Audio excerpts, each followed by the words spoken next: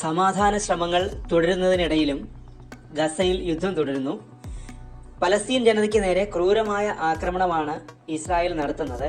അതിർത്തികൾ അടച്ച് അവശ്യ സാധനങ്ങൾ ഗസയിൽ പ്രവേശിക്കുന്നത് തടഞ്ഞും ഇസ്രായേൽ സൈന്യം ഗസയെ വീർപ്പുമുട്ടിക്കുന്നു. അതിനിടെ ഇസ്രായേൽ സൈന്യത്തിന് നേരെ ഹമാസ് തിരിച്ചടിച്ചെന്ന റിപ്പോർട്ട് വരുന്നു. ഇസ്രായേൽ സൈനിക വാഹനങ്ങൾ ആക്രമിച്ചെന്ന് അവകാശപ്പെടുന്ന വീഡിയോ ഹമാസ് പുറത്തുവിടുകയും ചെയ്തിട്ടുണ്ട്. ഹമാസിന്റെ സൈനിക വിഭാഗമായ ഇസുദ്ദീൻ അൽ ഹസാം ബ്രിഗേഡ്സ് ആണ് ശനിയാഴ്ച വീഡിയോ പുറത്തിറക്കിയത്. ഗസയിൽ ആക്രമണം തുടരുന്ന ഇസ്രായേൽ സേനയെ നേരിട്ട് ആക്രമിച്ചതിന്റെ ദൃശ്യങ്ങളെന്ന് അവകാശപ്പെട്ടാണ് അൽ ഹസാം ബ്രിഗേഡ്സ് വീഡിയോ പുറത്തുവിട്ടത്. ഗസ നഗരത്തിന്റെ കിഴക്ക് തുഫയിൽ വെച്ചാണ് സായുധ സംഘം ഇസ്രായേൽ പ്രതിരോധ സേനയെ ആക്രമിച്ചത്. എന്നാൽ സംഭവത്തിൽ ഇസ്രായേൽ പ്രതിരോധ സേന ഇതുവരെ പ്രതികരിച്ചിട്ടില്ല.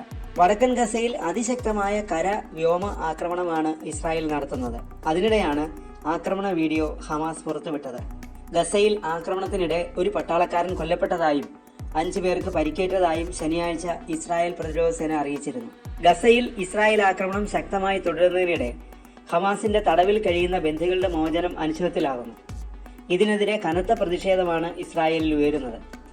യുദ്ധം അവസാനിപ്പിച്ച് ബന്ദികളെ മോചിപ്പിക്കണമെന്ന ആവശ്യമാണ് ബന്ദികളുടെ ബന്ധുക്കൾ ഉയർത്തുന്നത്. എന്നാൽ ആക്രമണവുമായി നെതന്യാഹു മുന്നോട്ടു പോവുകയാണ്. ദിനം പ്രതി കൂട്ടക്കുരുതിയുടെ വാർത്തകളാണ് ഇസ്രായേലിൽ നിന്ന് കേൾക്കുന്നത്. അതിനിടെ ബന്ദി മോചനവുമായി ബന്ധപ്പെട്ട ഒരു പ്രസ്താവന ഹമാസ് നടത്തി. ഇസ്രായേൽ യുദ്ധം അവസാനിപ്പിച്ചാൽ ഗസയിൽ നിന്ന് ശേഷിക്കുന്ന എല്ലാ തടവുകാരെയും മോചിപ്പിക്കുമെന്നാണ് ഹമാസിന്റെ പ്രഖ്യാപനം. പലസ്തീൻ തടവുകാരെ ലഭിക്കുന്നതിന് പകരമായി എല്ലാ ഇസ്രായേൽ തടവുകാരെയും മോചിപ്പിക്കുക, ഗസ മുനമ്പിൽ നിന്ന് ഇസ്രായേൽ സൈന്യത്തെ പൂർണ്ണമായി പിൻവലിക്കുക, പുനർനിർമ്മാണം ആരംഭിക്കുക, ഉപരോധം പിൻവലിക്കുക എന്നിവയുൾപ്പെടെ സമഗ്ര ചർച്ചകൾക്ക് ഹമാസ് തയ്യാറാണെന്നും ഹമാസ് പറഞ്ഞു.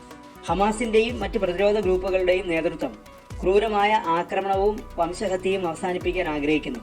ജനുവരി 19 ആരംഭിച്ച് 6 ആഴ്ച നീണ്ടുനിന്ന വെടിനിർത്തൽ കരാർ ഉപേക്ഷിച്ചത് ഇസ്രായേൽ പ്രധാനമന്ത്രി ബെഞ്ചമിൻ നെതന്യാഹു ആണെന്നും ഹമാസ് കുറ്റപ്പെടുത്തി.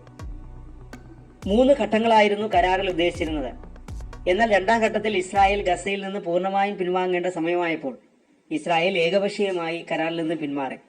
ഗസയിലേക്ക് വരുന്ന സാധനങ്ങൾക്കും ഭക്ഷണത്തിനും മറ്റ് സഹായങ്ങൾക്കും ഇസ്രായേൽ വീണ്ടും സമ്പൂർണ്ണ ഉപരോധം ഏർപ്പെടുത്തി.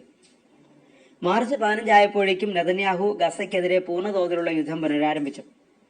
കഴിഞ്ഞ 1.5 വർഷത്തിനിടെ ഇതുവരെ 51,000-ത്തിലധികം പലസ്തീനികൾ കൊല്ലപ്പെട്ടിട്ടുണ്ട്. നെതന്യാഹുവും അദ്ദേഹത്തിന്റെ സർക്കാരുമാണ് പ്രതിസന്ധി സൃഷ്ടിച്ചത്.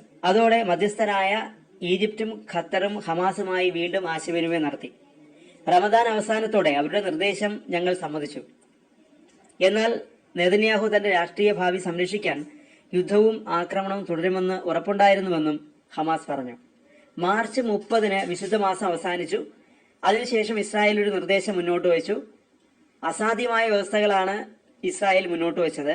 ഹമാസ് നിരായുധരാകണമെന്നും അവർ ആവശ്യപ്പെട്ടു. അധിനിവേശത്തെ ചെറുക്കുക ജനങ്ങളുടെ സ്വാഭാവിക അവകാശമാണെന്നും ഹമാസ് വ്യക്തമാക്കി.